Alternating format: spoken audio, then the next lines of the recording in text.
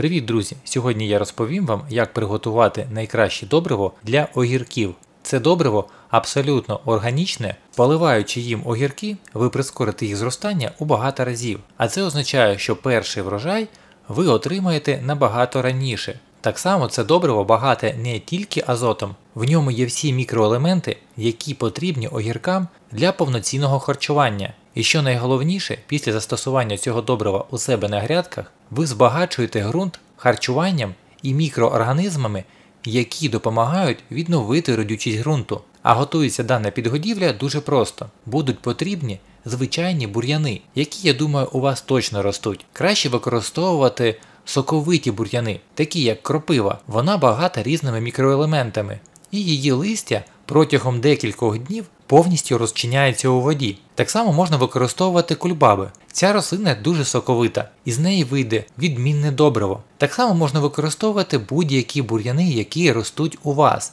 І при такому приготуванні, як я вам покажу, абсолютно неважливо, є на бур'янах вже насіння, чи його ще немає. Але повторюсь, краще віддавайте перевагу соковитим бур'янам. А ще краще при приготуванні використовуйте суміш із різних бур'янів, щоб по максимуму наситити розчин макро та мікроелементами. Для початку потрібно скосити траву. Як ви розумієте, можна після скошування газону або після видалення бур'янів з вашого городу не викидати їх в компост, а постійно готувати дане добриво. Потім беремо велику ємкість. Наприклад, у мене пластиковий таз об'ємом 60 літрів. Наповнюю його на 2/3 бур'янами. Їх попередньо бажано подрібнити, щоб сік з них швидше почав виходити. І як бачите, укладаю бур'яни щільно і перекладаю шарами різних бур'янів. Це потрібно, щоб всі бур'яни перемішалися після того, як я залью все це водою. Ось як бачите, наповнив ємкість бур'янами, тепер заливаю водою доверху. Залишаю приблизно десь 5 см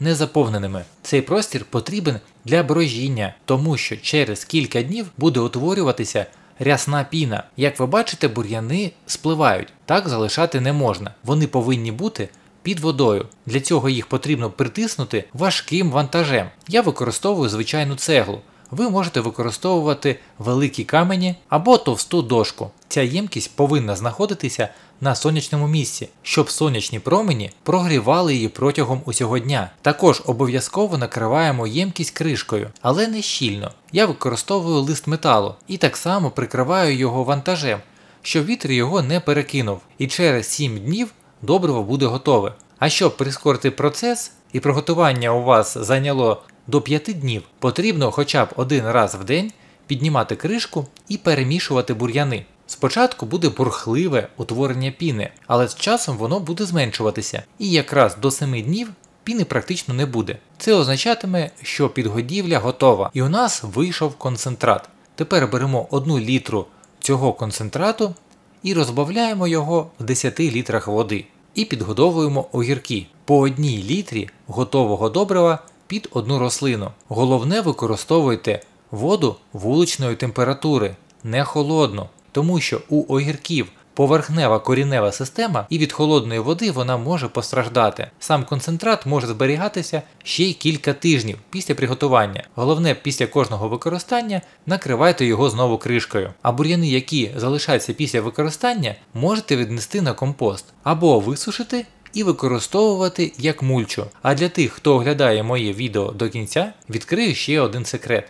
Це добриво в таких же пропорціях можна використовувати для підгодівлі всіх рослин, овочів і квітів. І особливо це актуально зараз, навесні, тому що в цій підгодівлі багато азоту, а він в свою чергу прискорює ріст рослин. А дану підгодівлю потрібно використовувати для рослин не частіше 1 разу на тиждень. І застосовуємо її для рослин до моменту утворення перших плодів, а потім потрібно використовувати інші добрива, в складі яких переважає фосфор і калій. А про ці підгодівлі ви обов'язково дізнаєтесь, якщо будете підписані на мій канал і не будете пропускати вихід нових відео. Я вам бажаю вдалого дня і гарного настрою!